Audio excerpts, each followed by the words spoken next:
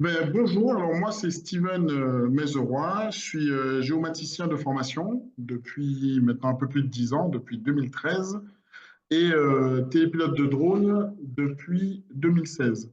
Donc j'ai travaillé avec notamment pour l'IGN, j'ai travaillé pour des bureaux d'urbanisme, j'ai travaillé pour des architectes, des géomètres, pour les services de l'État comme la DREAL, le CNRS, le CIRAD, l'IRD, enfin voilà. Donc tout ça notamment, et c'est un peu dans ce sens que va se passer cette petite présentation, c'est plutôt dans le sens de la photogrammétrie. Je vais vous proposer de vous exposer tout ça et à la fin, on va poser les questions et je vais essayer de répondre le plus finement et le plus complet possible. Donc voilà, cette présentation que j'ai appelée simplement, on va droit au but, le drone au service de l'architecte. Alors attendez, il y a un petit... voilà. Au menu du jour, nous aurons donc une petite introduction de l'architecture à l'ère des drones. On va faire une petite présentation de Format Drone, parce que moi je travaille pour Format Drone, donc un centre de formation au pilotage de drones professionnels. Je vais en parler. Un petit contexte réglementaire pour savoir justement comment à l'heure actuelle on peut voler et faire son activité avec les drones. Donc voilà, un petit point rapide pour vous expliquer un peu le contexte actuel. Ensuite, on va parler de photogrammétrie parce que pour moi, ça va être le point le plus important, ce qui va le plus vous intéresser en termes justement dans votre domaine, dans le domaine de l'architecture, de BTP, pour les géomètres. Donc voilà, on va parler de ça. Dans la photogrammétrie, je vais vous expliquer un peu ce que c'est, donc quelques définitions et concepts de base. On va parler des trois étapes, on va dire trois étapes importantes à la photogrammétrie, c'est-à-dire nuage de points, modélisation 3D et orthophoto. On va parler d'une notion de résolution et de précision parce qu'il y en a quelques-uns qui font encore l'erreur entre les deux. On va en parler. Et bien évidemment, on ne peut pas parler de photogrammétrie sans parler de LIDAR. Donc, on va en parler très succinctement avec les avantages et les inconvénients. Ensuite, on va passer à une partie, la photogrammétrie au service de l'expertise architecturale. Donc, les applications qui pourraient vous intéresser, les avantages par rapport aux méthodes traditionnelles et les limites. On va pouvoir en parler également en question. Et ensuite, pour aller plus loin, j'ai mis quelques applications du drone qui pourraient intéresser, mais bien évidemment, il y en a pléthore parce que le drone est en pleine expansion. Donc, si ça va pour vous, moi, ça va, on commence. Contexte. L'architecture, comme beaucoup de disciplines, excusez-moi, est en pleine révolution numérique. Donc, les avancées technologiques ouvrent de nouvelles perspectives, rendant certains processus plus rapides, plus précis et souvent moins coûteux. Parmi ces innovations, le drone occupe une place particulière, notamment en matière de captation d'images et de modélisation. À l'heure actuelle, les constructeurs, il n'y en a pas 10 000. Hein. Notamment, j'ai vu que certains avaient des drones, donc je vais parler de DJI, parce que c'est le leader mondial du drone.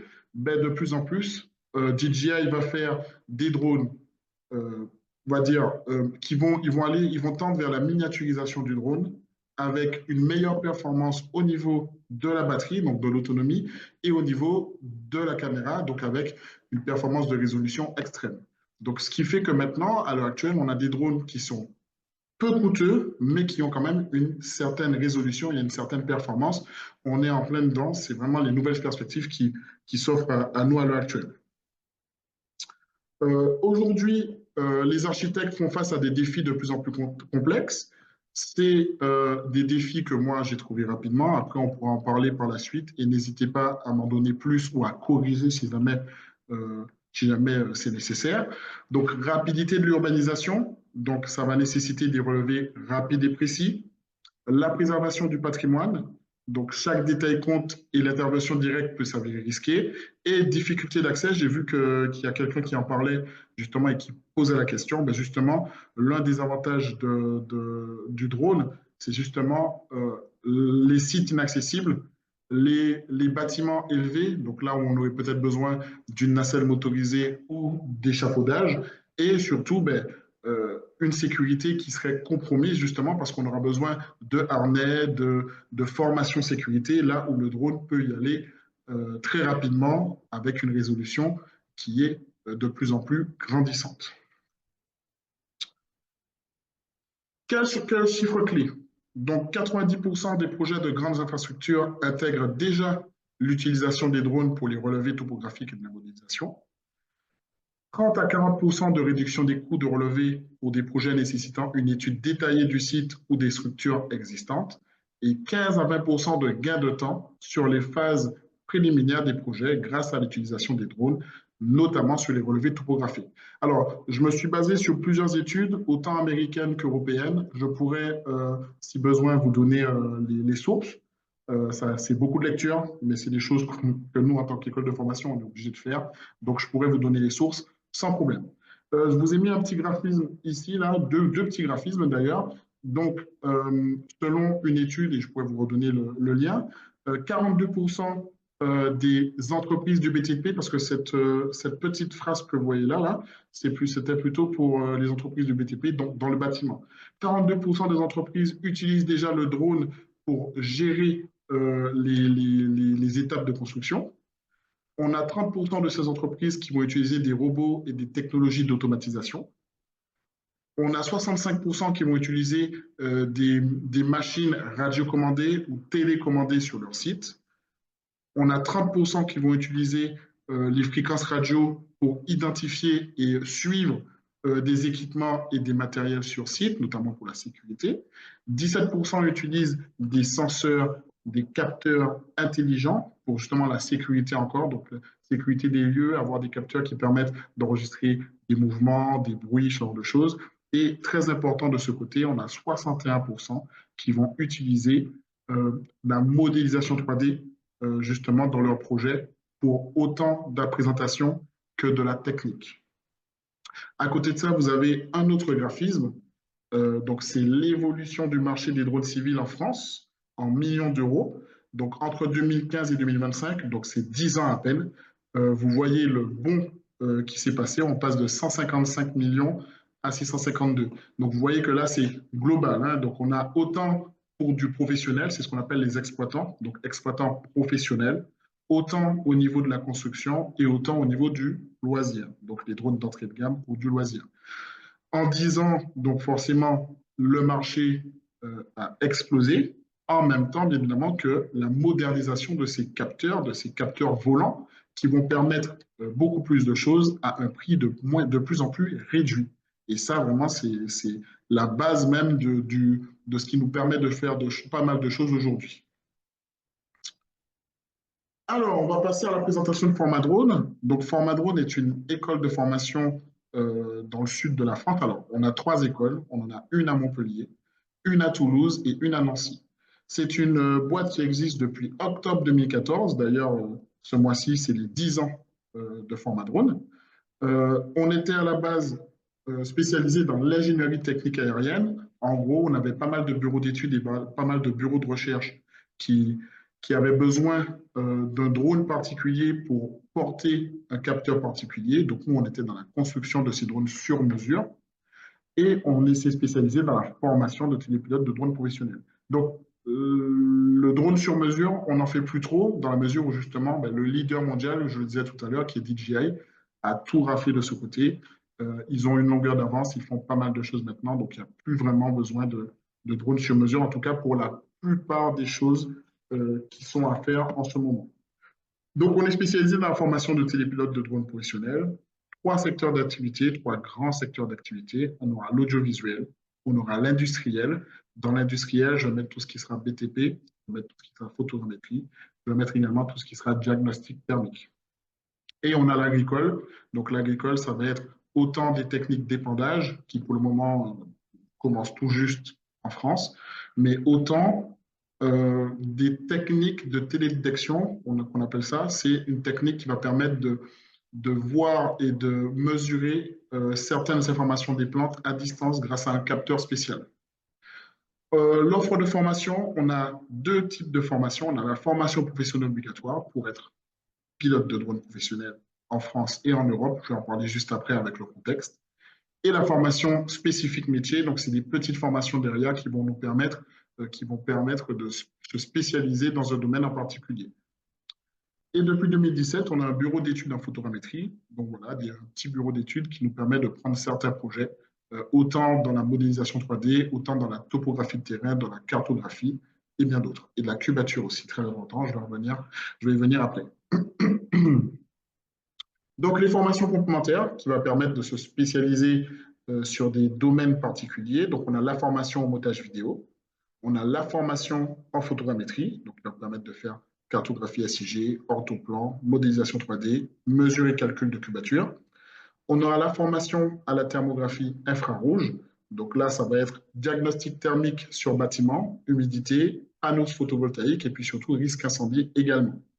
Formation au pilotage FPV, donc c'est un apprentissage de base du pilotage en immersion. Donc je pense que vous avez déjà un petit peu vu sur Internet. C'est des drones à grande vitesse qui se pilotent avec un casque, qui permettent de faire donc des vidéos dynamiques et puis surtout de rentrer vraiment dans la réalité virtuelle un petit peu. Donc voilà, bientôt on va mettre en place également une formation en agriculture courant de l'année 2025 qui va venir compléter ces formations complémentaires. On va passer au contexte réglementaire. Je vous ai fait une petite fresque pour vous expliquer un peu comment ça se passe en France et maintenant en Europe, puisqu'on est passé à une réglementation européenne. En 2012, la France est le premier pays au monde à réglementer l'utilisation du drone pour des applications professionnelles. Donc, ça veut dire qu'en France, on a une réglementation avec des arrêtés qui vont permettre pour les professionnels de voler selon des règles en agglomération, hors agglomération, en vue du drone ou hors vue sur des plus longues distances. La France a été le premier pays à le réglementer. Euh, Au début, il fallait simplement avoir au minimum un diplôme dans l'aéronautique. Donc, le plus petit qu'on pouvait avoir, c'était l'ULM. Si on avait un diplôme de pilote d'hélicoptère, un diplôme de pilote d'avion, c'était très bien, ça passait également. En 2018, la France a mis en place le premier brevet de télépilote de drone, ce qui veut dire qu'en gros, il ne fallait plus avoir simplement un diplôme dans l'aéronautique, donc d'avion ou d'ULM ou d'hélicoptère. On passe maintenant à un diplôme de drone, de télépilote de drone, avec des cours et un examen sur le drone et les connaissances générales du drone et de sa réglementation. En 2020, l'Europe, dans un souci de fédération, a commencé avec des pays collaborateurs à écrire une réglementation européenne en 2020. Et en 2024, depuis le 1er janvier 2024, ben on met en place justement la réglementation européenne avec un brevet européen. Donc là, depuis le début de l'année 2024, maintenant, les prochains, les futurs pilotes de drones vont passer un brevet européen et donc pouvoir voler dans toute l'Union européenne. L'avantage de ça, c'est que, quel que soit, qu'on soit en France, en Espagne, en Italie, en Suisse ou autre, mais on a la même réglementation et donc du coup, ça permet de faciliter les demandes d'autorisation, ça permet de faciliter les demandes de déclaration, de dérogation. Ça va être la même chose pour tout le monde. Voilà un peu le contexte réglementaire.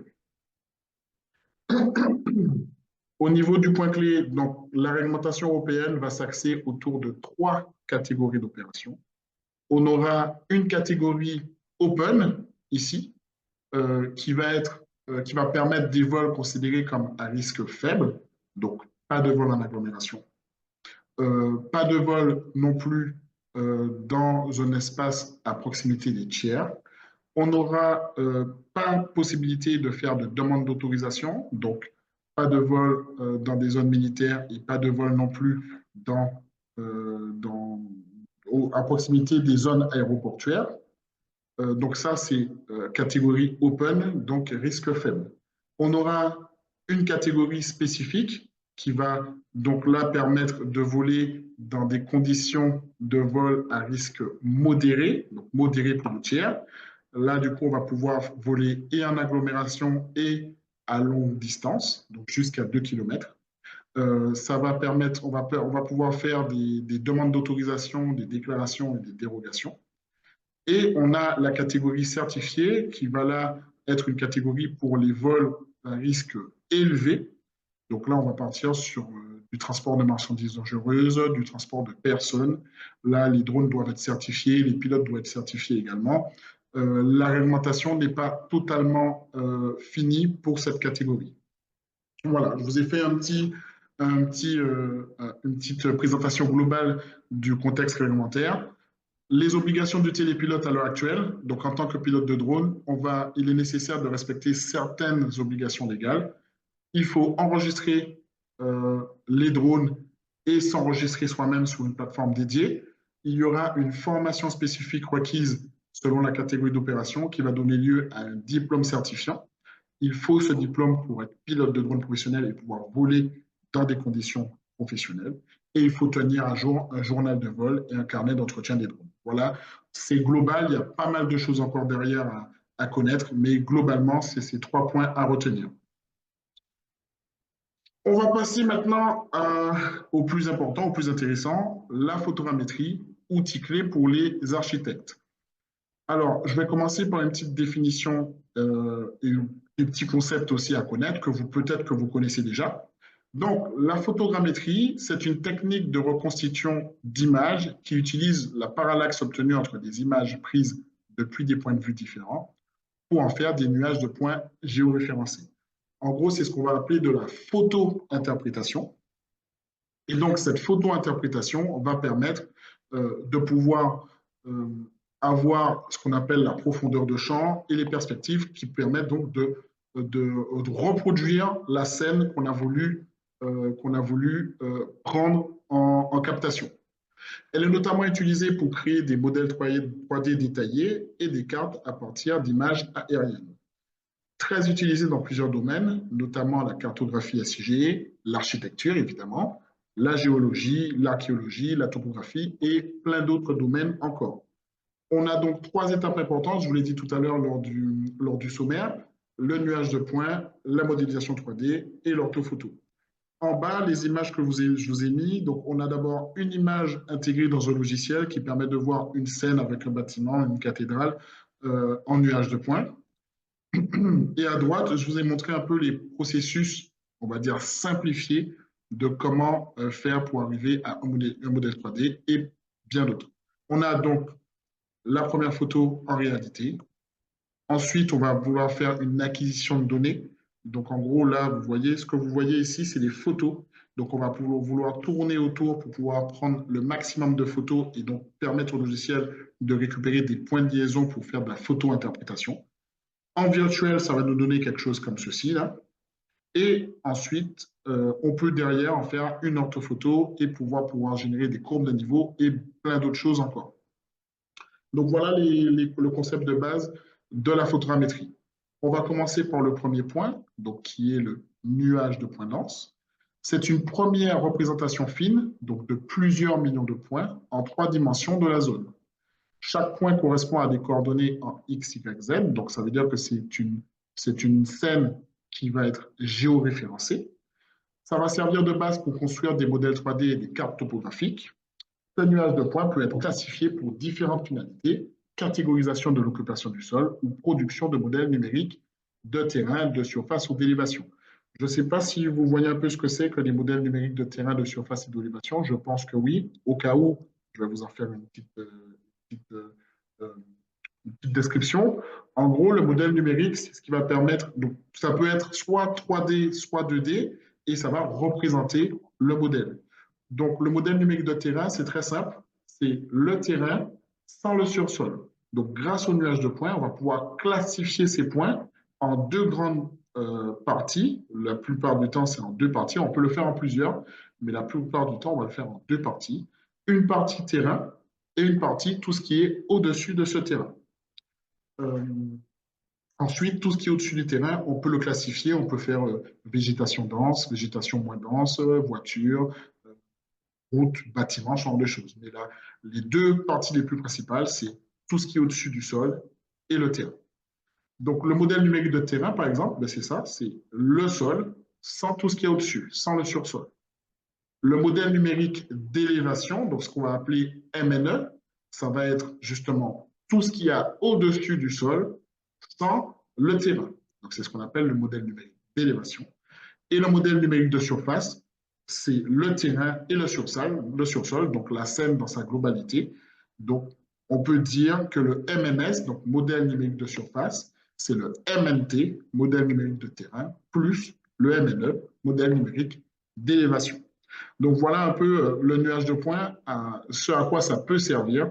Euh, Assez intéressant pour faire justement de la catégorisation de l'occupation du sol et des modèles numériques de terrain en classifiant ce modèle numérique de terrain. Je vous ai mis un peu plus loin un exemple de tout ça. Ici, vous avez une bâtisse en ruine, donc en nuage de points, pour montrer qu'on peut faire des choses assez petites, assez précises, et on peut faire bien sûr des choses un peu plus grandes. Ça dépendra du capteur et également de l'autonomie du drone, et donc le nombre de batteries que vous avez. Donc ici, on a une zone un peu plus étendue. Donc l'enjeu est de représenter une surface réaliste à partir du nuage qui peut contenir plusieurs millions de points. Ici, on a, alors c'était un contrat, c'est une ville du nord de la Martinique qui était inquiétée par une montagne qui s'effritait à cause des pluies diluviennes et des secousses sismiques. Et en gros, ben, tout ce matériel ben, se retrouvait dans le lit de la rivière en amont et venait euh, autant risque. Enfin, il y avait un risque sur la ville et notamment sur ce pont qui était un peu neuf. Et d'ailleurs, je ne sais pas si vous voyez ici, mais la rivière, en fait, c'était à la base tout ça, toute la partie grise que vous voyez. Et en fait, ce n'est plus que ça à cause de ça. Donc voilà, ici le nuage de points, on l'a fait parce que de toute façon on est obligé en photométrie, c'est l'une des premières étapes en photométrie, mais derrière ça nous a permis de faire une classification du nuage de points pour pouvoir faire, ben, comme je vous ai dit, sur sol et sol et permettre par la suite d'avoir des modèles numériques de terrain et de surface. Vous allez le voir un peu plus tard. Ici, on a un autre exemple de nuage de points. Donc, à gauche, on a la photo qui est issue de l'acquisition de données d'ailleurs. Et en gros, à droite, on a le nuage dense. Donc, vous voyez que c'est quand même quelque chose qui est assez fin, assez précis. Là, pour le coup, j'ai un peu zoomé, donc c'est pour ça qu'on voit un petit peu l'espacement entre les points, parce que j'ai zoomé, j'ai mis un seuil de zoom assez élevé. Mais du coup, ça rend quelque chose d'assez sensible par rapport à la réalité. En deuxième partie, nous aurons le modèle 3D. Donc, le modèle 3D n'est possible qu'à partir du nuage dense. Donc, c'est un maillage du nuage de points. Ça peut servir de base pour la création de maquettes interactives, donc de maquettes, autant de maquettes virtuelles où on peut simplement bouger dedans. Ça peut également servir à faire ben, une impression 3D. Permet de simuler les interventions et mesurer l'impact potentiel sur un projet. Ça va permettre de prendre des mesures, calculer des surfaces et des volumes. Donc, très, très intéressant pour les mini-carrières qui nous en demandent beaucoup. Peut s'exporter et s'intégrer dans le BIM et c'est compatible avec des logiciels de DAO, CAO comme AutoCAD, Archicad, QGIS, Geomansura. Il y a pas mal d'exemples. Ici, on a un projet qu'on a fait il n'y a pas si longtemps de ça, de la Grande Motte, pour ceux qui, euh, qui voit un peu, c'est un des bâtiments de la Grande Motte, d'ailleurs le premier bâtiment pyramidal de la Grande Motte qu'on appelle le Grand Pavois. Donc c'est une requête de la mairie qui voulait en faire une modélisation 3D visible sur Internet. Donc ici on a la modélisation 3D complète et à droite on peut derrière modéliser, enfin sélectionner et ensuite modeler un peu tout ce qu'on peut faire pour en faire après ce qu'on veut. Donc voilà un peu ce que ça donne. Ici, on a un modèle 3D d'une carrière pour calcul de cubature. Donc là, je vous ai montré la carrière dans son ensemble. Donc effectivement, après, on n'a plus qu'à sélectionner l'état et sortir de la cubature. Ce qui va être très important ici, ce sera la résolution, mais également les points GPS qu'on va mettre, ou bien les coordonnées des photos, parce que le géoréférencement se fera à partir des photos ou à partir de points au sol qu'on aura mis avec un GPS précis qu'on appellera RTK. Je pense que vous savez de quoi je parle. Et là, je vous ai mis un autre modèle 3D enfin, c'était surtout pour vous montrer ici les différentes lignes de photos. Donc ça, chaque carré bleu que vous voyez représente une photo. Et en gros, c'était pour vous montrer le chevauchement. Parce que pour faire de la photogrammétrie, il faut un chevauchement bien spécifique qui va permettre derrière au logiciel de faire de la photo-interprétation, de récupérer des points de liaison entre chaque photo et sortir une modélisation 3D, donc une représentation des champs de hauteur, des champs de profondeur et de la perspective. Donc voilà, il faut certains chevauchements qui, plus il est important, mieux c'est. Après, chevauchement 100%, ça ne sert à rien, mais plus c'est important, mieux c'est pour la qualité de votre projet, mais plus ça vous fait de photos et plus derrière, il faudra les traiter. Donc il faut trouver le juste milieu de ce côté. Ici, c'est le même bâtiment que vous voyez là, donc c'est celui-là, là. Et en fait, il y a pas mal de bureaux d'études qui nous demandent justement ce genre de projet-là sans la texture. Parce que la texture, c'est soit les logiciels ne peuvent pas le lire, soit c'est très lourd. D'ailleurs, ce projet-là était relativement lourd pour le bureau d'études qui nous l'a demandé. Et du coup, on a dû décimer le maillage. Donc là, si je me rappelle bien, c'est un modèle 3D qui faisait 900 000 polygones, 900 000 faces de polygones. Et je crois qu'on est descendu à 200 000 parce que c'était trop important pour eux d'avoir 900 000 faces. Ça, c'est dû à la résolution du capteur, mais derrière, avec les logiciels, on peut facilement le décimer, réduire ce nombre de faces, tout en gardant une certaine qualité sur la texture s'il y en a besoin. Donc voilà, c'est ce genre de choses qu'on peut sortir, soit avec la texture, soit sans la texture. Et on retrouve ici, donc par rapport à ce que je vous disais, par rapport à la ville qui était inquiétée par les matériaux qui descendaient dans la rivière, ici, ce qu'on voit ici, c'est un MNS, justement. Donc c'est un MNS où les couleurs que vous voyez sont là pour représenter l'altitude. Donc plus c'est haut, plus c'est rouge, plus ça montre une certaine altitude élevée. Plus c'est vert, plus ça va dans le foncé, et plus ça montre une altitude basse. Donc voilà ce qu'on peut faire. Donc ça, c'est ce qu'on appelle le MNS. On aura donc le terrain, plus tout ce qui est au-dessus du terrain. Les arbres, le pont, la petite arche un peu stylée, les bâtiments, les voitures, ce genre de choses. Donc voilà, c'est ce qu'on appelle un MNS. Ensuite, l'orthophoto, qui va être très intéressante pour tout ce qui est analyse et étude. Donc, c'est un mosaïquage d'images aériennes corrigées pour éliminer les distorsions causées par la perspective et le relief. Donc, voilà pourquoi il faut qu'il y ait plusieurs photos avec un certain chevauchement, parce que ça va permettre justement derrière de régler et de corriger au maximum les erreurs de distorsion d'angle et de distance. Ça va offrir une vue aérienne à l'échelle où les distances et les proportions sont précises et mesurables. C'est ça l'avantage, c'est que sur une orthophoto, les surfaces et les distances et les mesures de segments sont, euh, sont mesurables et donc sont assez précises. C'est une carte, mais avec la précision et les détails d'une photo, permet d'analyser les terrains et planifier les aménagements et permet de décrire des objets identifiables et peut servir de base pour implanter des projets. Je vais vous montrer un exemple un peu plus tard. Là, je vous ai mis une petite orthophoto d'un endroit pour ce qui c'était un projet archéologique. Alors, je vous ai montré l'orthophoto en grand, je vais vous montrer après d'autres exemples. Donc, voilà un premier exemple du centre-ville d'une capitale. Ici, c'était un bureau d'études en urbanisme, donc une agence d'urbanisme, qui m'avait demandé une orthophoto pour pouvoir comptabiliser et mesurer les places de parking disponibles payantes et gratuites. Donc voilà, c'est pour ça qu'on voit bien, vous voyez, on voit assez bien à travers les ruelles toutes les places de parking et aussi ceux qui se garent un peu n'importe comment. Ça a été un bonus d'analyse du côté de l'agence d'urbanisme qui a pu voir tout ça. Là, du coup, c'est une autre orthophoto qui permet, ici, c'était pour la même agence d'urbanisme, c'était pour voir l'évolution du bâti dans une zone un peu particulière, parce que du coup, c'est assez pentu et près de la mer. Donc voilà, ici, on a une surface d'à peu près 40 hectares qu'on peut faire, et on peut faire bien plus en fonction des performances de la station de travail et du drone. Je vous ai fait un petit zoom pour voir un peu la qualité de ce que ça peut donner.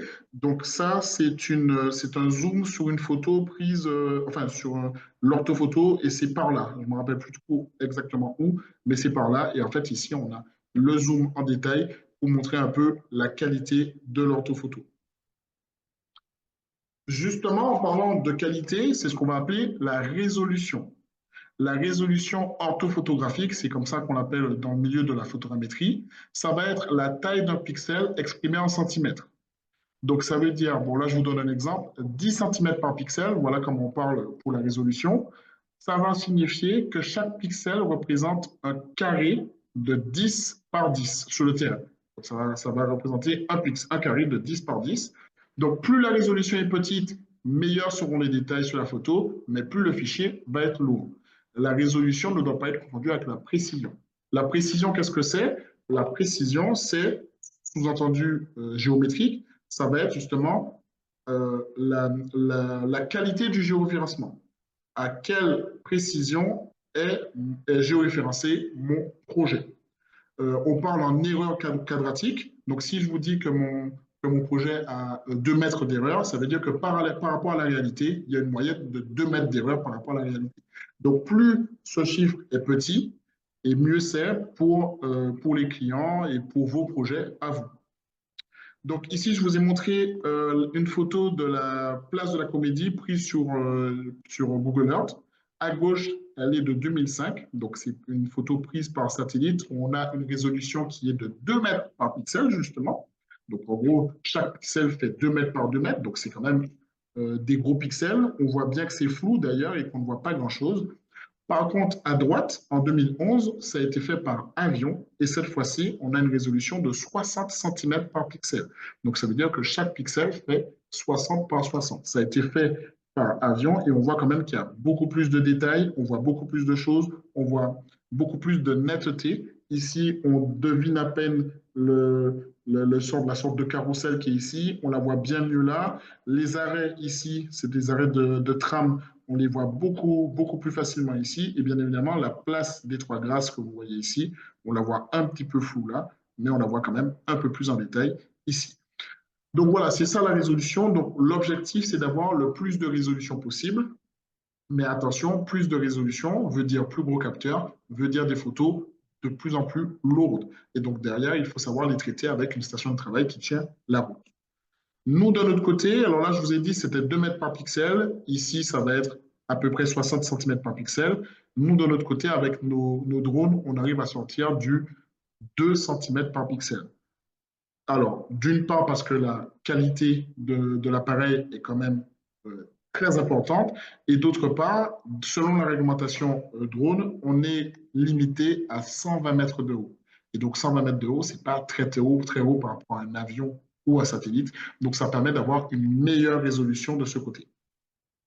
Donc, ici, je vous ai montré une orthophoto à faible résolution, donc c'est 30 centimètres par pixel. Alors, j'ai mis le même seuil de zoom, et c'est d'ailleurs pour ça que là, vous voyez, les pixels commencent à s'étirer comme un rectangle. C'est parce que j'ai mis le même seuil de zoom qu'ici. Et comme ici, on a bien plus de résolution, donc pour voir les pixels, ben, il faut quand même bien zoomer, ça commence à se déformer. Ici, on a une orthophoto prise par l'IGN. L'IGN est entre 20 et 30 centimètres par pixel en ce moment de résolution. Et c'est au même endroit, alors je ne sais pas si vous le voyez ici, mais c'est les mêmes coordonnées GPS, plus ou moins. Et en gros, on a une meilleure résolution ici, donc un meilleur pixel. Et donc là, vous voyez, les pixels sont beaucoup plus petits. Ils sont à 2 cm. Donc chaque pixel fait 2 cm par 2 cm sur le terrain, alors qu'ici, chaque pixel fait 30 par 30.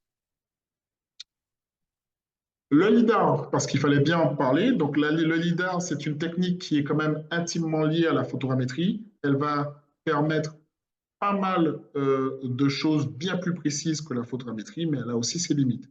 Donc, c'est une technique de télédétection par laser qui va mesurer la distance entre le drone et les surfaces en fonction du temps de retour du signal.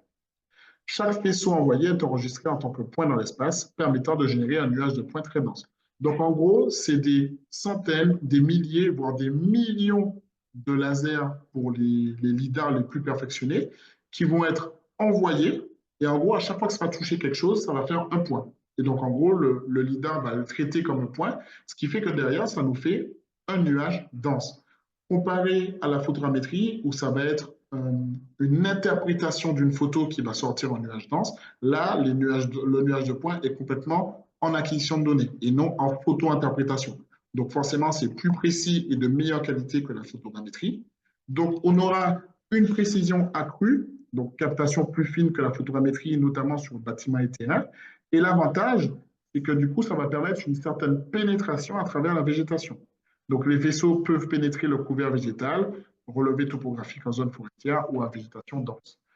Bien évidemment, il y a une limite au LIDAR. Première limite, c'est que certes, ça va pouvoir passer à travers la végétation, mais pas n'importe quelle végétation. Je vais prendre au hasard la forêt amazonienne. Je peux vous assurer, pour l'avoir fait en hélicoptère, en LIDAR hélicoptère, que ça passe pas. Ça passe pas, c'est trop dense pour que ça puisse passer. Mais voilà, le LIDAR, quand même, ce sera quand même mieux que la photogrammétrie où on aura simplement le haut du couvert végétal. Hein, ce sera quand même mieux. Mais voilà, le LIDAR a quand même ses limites et aussi son prix. Parce que le LIDAR, de manière générale, c'est quand même bien plus cher qu'un drone spécialisé en photogrammétrie. On parle de plusieurs dizaines de milliers d'euros, en fonction de la qualité que vous avez, bien évidemment. Alors, on va passer maintenant à une partie assez intéressante pour vous, la photogrammétrie au service de l'expertise architecturale.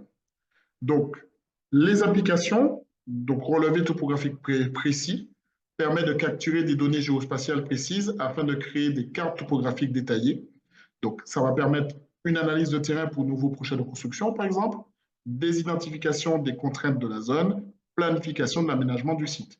Ici, c'est un promoteur immobilier qui venait d'acheter le terrain et qui nous a demandé justement une orthophoto pour que derrière, son architecte puisse commencer à travailler dessus et permettre de proposer un projet de construction. Cette orthophoto, alors on a sorti une orthophoto, on a également sorti une topographie de terrain précise avec les bonnes mesures, ce qui fait que ici, ce que vous voyez là, sont dans les mesures de la zone en question. Donc voilà ce qu'il a pu sortir derrière. Donc c'était un projet hôtelier, donc voilà ce qu'il a pu sortir avec quand même la possibilité de garder une certaine végétation grâce à l'orthophoto qui reste très précise, et donc quand je dis précise ici, très fine plutôt, parce que je parle de résolution. Derrière, on a mis, alors je ne sais pas si vous le voyez, alors oui, vous le voyez ici, et je pense qu'il y en a d'autres, mais qu'on ne voit pas trop à cause de la hauteur et de la qualité de la capture d'écran que j'ai faite. On a mis des points au sol, donc des points d'un GPS RTK, qui va permettre donc d'avoir une précision extrême sur notre zone. Donc voilà pourquoi ici on a de très bonnes mesures et un très bon MNS et MNT par la suite qui a permis à l'architecte de pouvoir travailler dessus.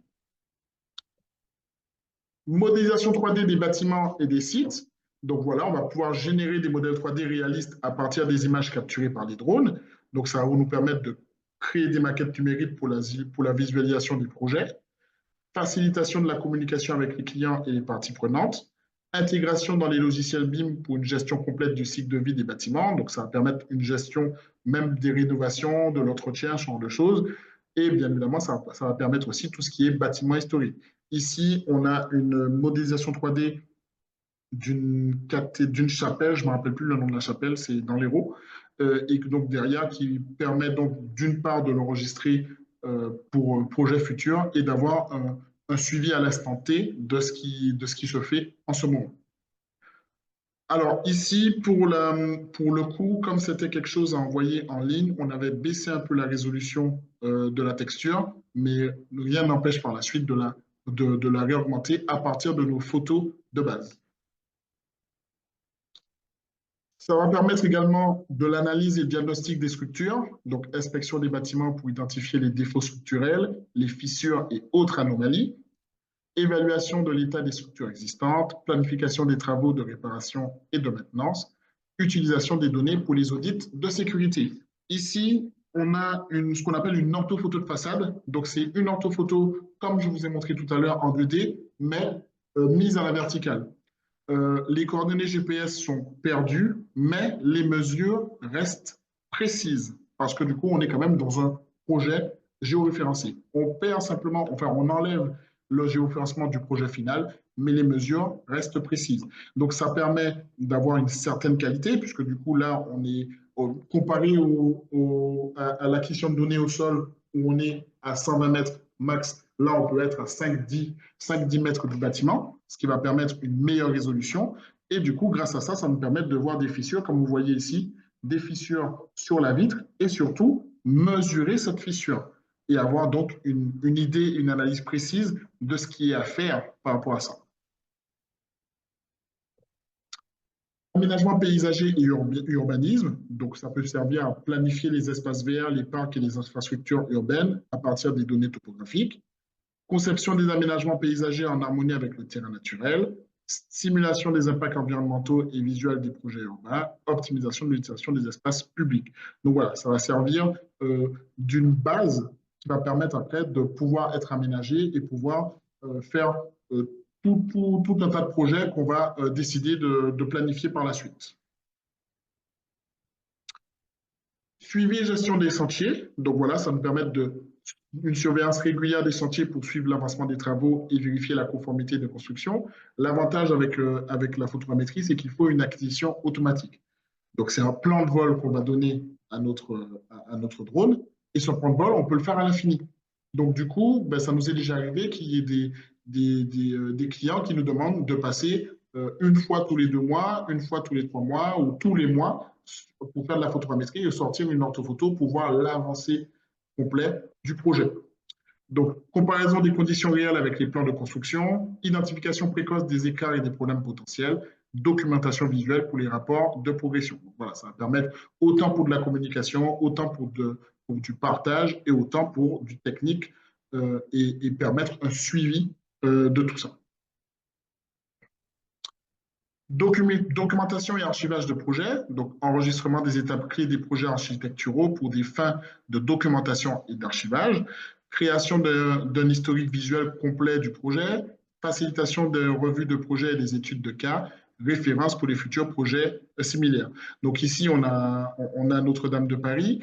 D'ailleurs, en parlant de ça, pour la petite histoire, lorsque la cathédrale de Notre-Dame de Paris a brûlé, en gros, c'est un. Alors, une partie de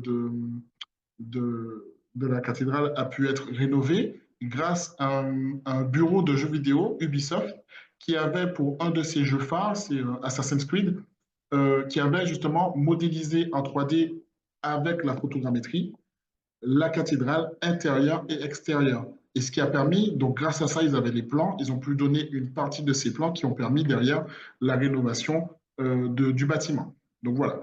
Donc c'était une acquisition de données qui a été faite par drone et au sol avec des caméras à l'intérieur, des caméras, des drones à l'extérieur et qui a permis derrière de faire tout ça.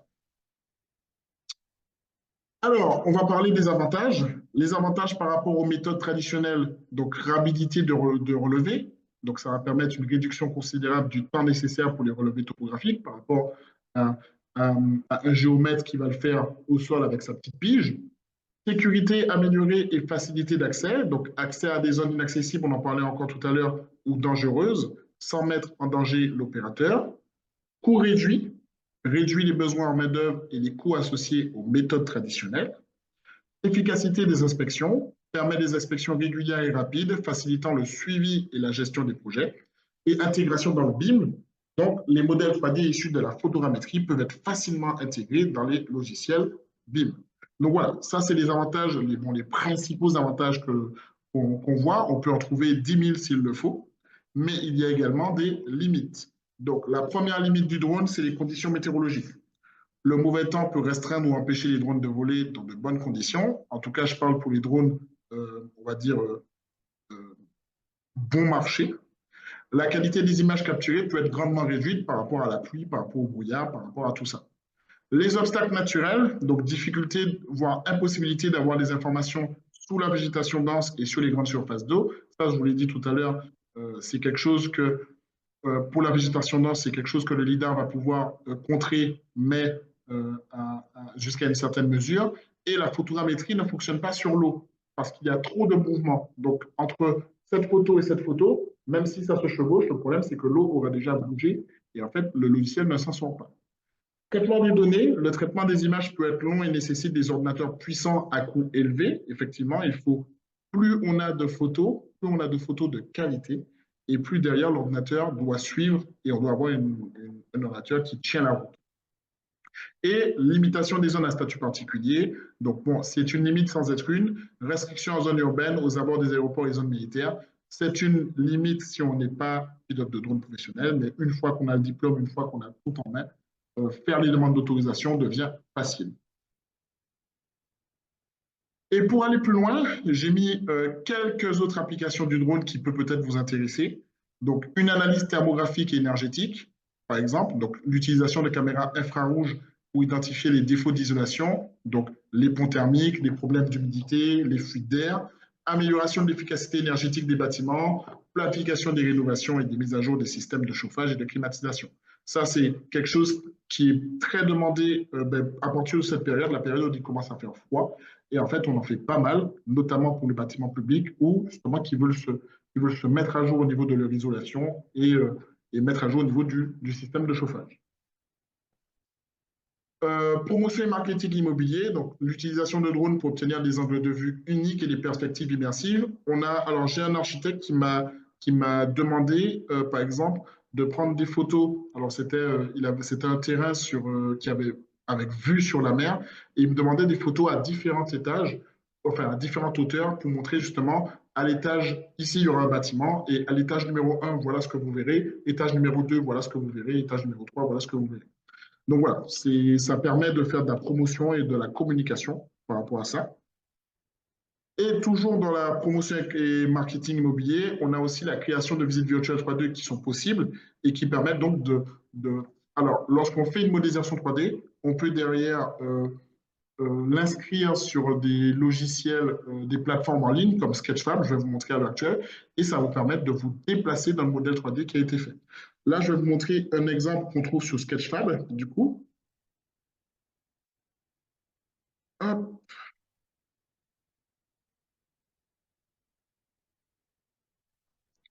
Alors, il faut attendre un peu. Voilà. Ça a été fait totalement en 3D, en photogrammétrie, drone et avec un appareil photo au sol. Je crois que c'est un Sony A7R2. Et ici, par exemple, on peut se déplacer complètement avec mettre des petites informations sur Sketchfab. Hop, ici, on voit ici une autre information ici, donc l'accès à la cathédrale et ici des statues. Donc voilà, tout ça là, on peut le faire donc avec un autre monument ici. On peut le faire sans problème avec la photogrammétrie. Et du coup, moi, après, derrière, je peux dézoomer et regarder un peu ce que ça fait. Alors, à l'extérieur, ça n'a pas été pris. C'est pour ça que le logiciel comble comme il peut. Mais surtout, l'intérieur, ici, ben, rien ne nous empêche après, par la suite, de nous déplacer comme on veut dans notre projet 3D. C'est quelque chose qui est en ligne. Donc, c'est quelque chose que vous pouvez mettre en place pour des clients très facilement et qui permettent donc de voir un peu la modélisation 3D qu'on a fait. Ça a été fait totalement en photogrammétrie et on peut voir ici les différents, même la qualité de la qualité de la structure ici par rapport à ça. Hop, hop. Et voilà. Alors, merci pour votre attention et puis place aux questions.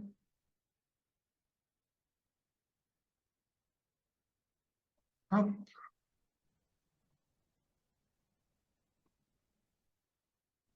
Merci Steven Mazerois, c'était particulièrement clair. Alors il y avait des évidemment, alors malheureusement j'ai supprimé euh, les, les questions. Ah voilà, arrive Merci beaucoup. Je vois un peu les avec questions plaisir. arriver. Merci beaucoup. Alors, il y a Didier qui demande si on peut voir un drone de près.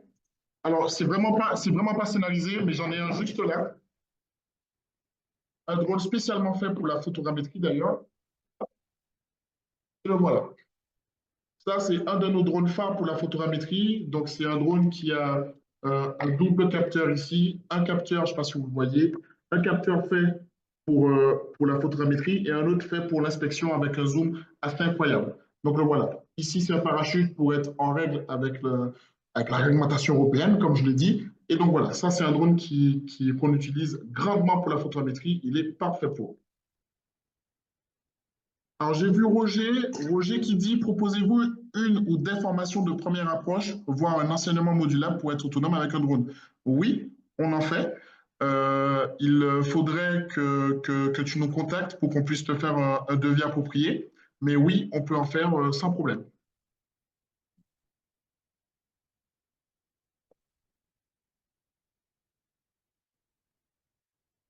De toute façon, cette présentation-là, je vais vous la fournir, enfin, je vais la fournir à ILO Formation en PDF et ça va permettre derrière de pouvoir avoir justement tout ça en main. Et on a sur la première page notre mail de contact. Merci Stéphane. Merci d'avoir écouté.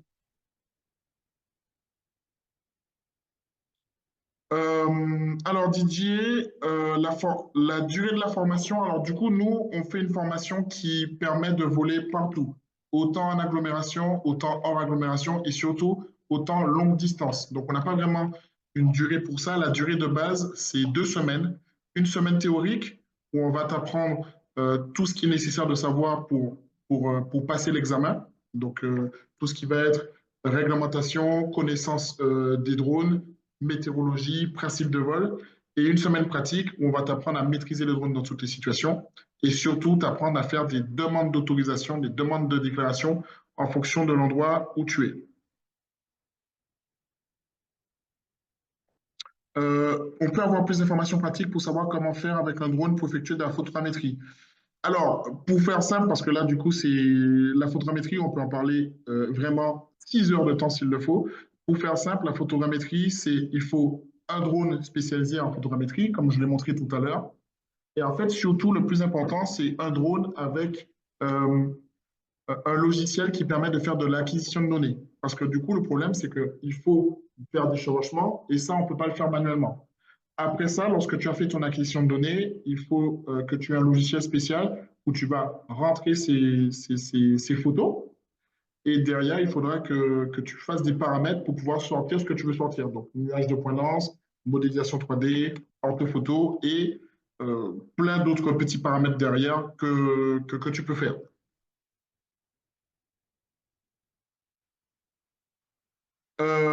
Alors, Marc, que conseillez-vous? Tu parles au niveau du drone. Euh, pour voir une toiture et des points difficilement accessibles après un sinistre, tu n'as pas besoin de prendre un drone aussi performant que le nôtre. Tu as des drones un peu moins performants et qui font très bien le boulot. Ben, par exemple, j'ai vu tout à l'heure qu'il y avait quelqu'un qui avait un Mini 3. C'est très bien, sauf que attention, le Mini 3 ne sera plus autorisé dans la réglementation européenne. Donc, mieux vaut partir sur un Mini 3 Pro ou un Mini 4 Pro. Donc, c'est des tout petits drones comme ça qui font moins de 250 grammes, mais qui sont très, très, très puissants et qui permettent de faire ce qu'il y a besoin de faire, notamment pour ce que tu as besoin de faire. Faites-vous les formations en période de vacances? Oui, il n'y a pas de vacances pour les braves. Donc, on en fait. Alors, 2 semaines de vacances quand même en août, les 2 dernières semaines d'août, la plupart du temps, il y a moins de formations, il y a moins d'élèves, donc on se permet. Mais s'il y a des élèves, nous, on est là, on est au rendez-vous. Merci beaucoup, Lindsay.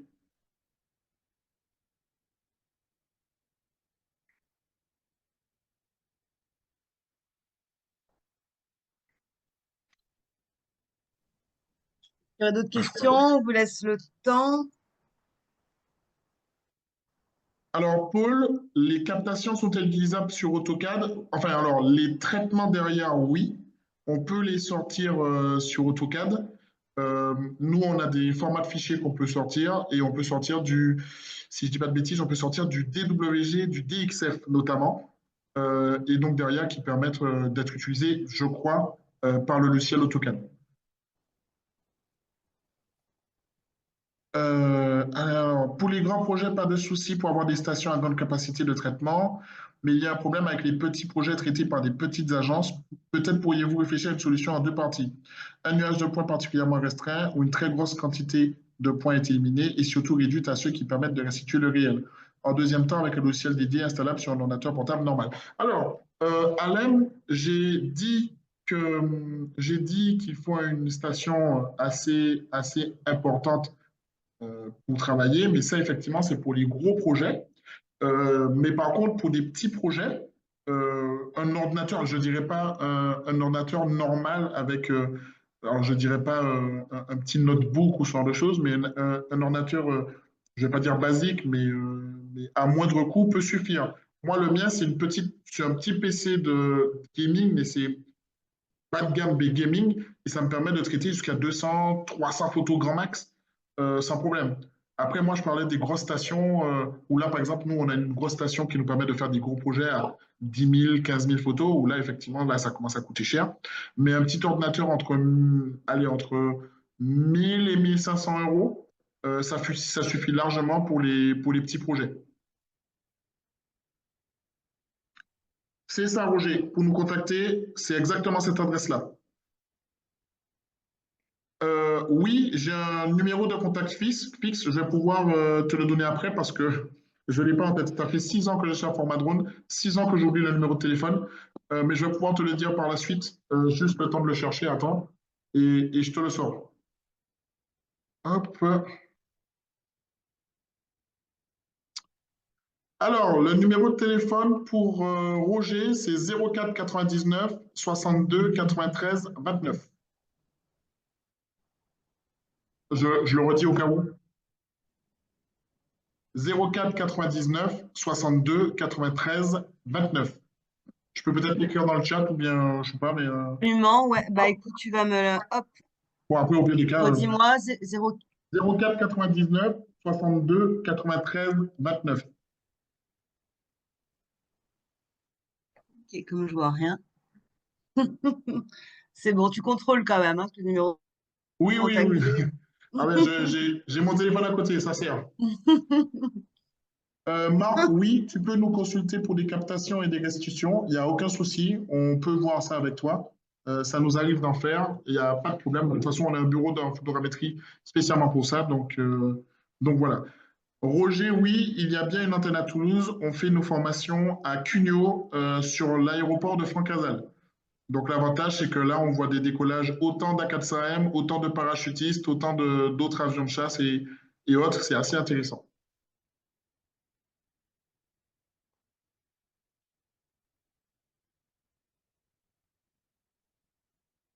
Je crois que j'ai répondu à toutes les questions là, hein. Ouais, Ouais, maintenant, il me je crois que je peux semble. tuer Même avec. Marc, oui, Ouais, on peut consulter pour les captations et des restitutions. Oui, tu avais répondu. ouais, c'est Hmm. bon. Je crois que Steven, ouais. j'en ai pas raté. Super. Merveilleux. Bah écoute, tu as été grandement. Et plus aucune question, parce qu'après, Steven Mazero va nous quitter. Donc c'est le moment où. Ben, je pense que c'est fini alors. Enfin bon, après, s'il y a d'autres questions, il n'y a pas de problème, hein. Ouais. Non, par contre, je te laisse découvrir Steven, les remerciements Ben, merci nombreux. beaucoup. Voilà. C'était un vrai plaisir de le faire. Je vous avoue que jusqu'au dernier moment, j'étais à regarder, allez, un petit mot, s'il fallait peut-être changer, trouver un synonyme et tout ça, mais ça a été un plaisir de faire cette présentation et ça a été un plaisir de la présenter. Donc, merci à vous en tout cas. Mais un grand merci à Zéro et à Format Drone aussi. Donc, je vous enverrai le replay dès qu'il sera. Et puis, toute information, même complémentaire, Steven, que tu voudrais transmettre aux architectes. Ben, du coup, nous, de notre côté, ben, comme vous savez, on est une école de formation. C'est avec plaisir qu'on répond autant à vos projets de formation, autant à vos projets de prestation. On est là pour ça, donc n'hésitez pas. Et comme j'aime dire, je dis ça à tous mes élèves, il n'y a pas de questions bêtes. Donc, on n'hésite pas. Hmm, super. Grand, grand, grand merci à toutes et à tous, et en particulier, bah, Ah, alors, je vois une dernière question de ah Didier, je le oui, dis, je fais juste ça. Didier, il est possible de fractionner le stage. Tu peux bien évidemment venir, par exemple, à la session théorique une semaine, enfin une semaine par exemple de novembre. Et puis si tu n'as pas le temps, tu peux venir à une autre semaine en décembre, janvier, février. De toute façon, la formation, une fois que c'est validé, elle est due. Donc, quel que soit, tu viens quand tu peux. Et s'il faut faire quelque chose de plus précis encore, on peut s'arranger, il n'y a aucun souci. Parfait. Excellent. Et je Question, pense que c'est Steven, bon. toi? Ouais, je pense que c'est bon. On est bon. Ouais. Ok. Bon, le replay possiblement sera disponible dans 10 jours. Peut-être pas avant, mais bon, OK. évidemment. Enfin, plutôt pour vous. Oui. Belle soirée et Et à du nouveau, coup, merci. je vais peut-être te donner le PDF, peut-être après enfin, à partager par la suite. Tout à fait. Tout à fait. Dès demain, le PDF, enfin, dès demain, la présentation sera mise sous PDF et transférée à Ilo Formation pour Parfait. partage. Merveilleux. Parfait. À nouveau, merci à toutes et à tous. Et Steven Mazero, merci. Et tout le monde a apprécié. Ça a été formalisé. Ils ont été formalisés, tous ces remerciements. À Ben, plus merci tard beaucoup et en à tout cas. bientôt. Au revoir.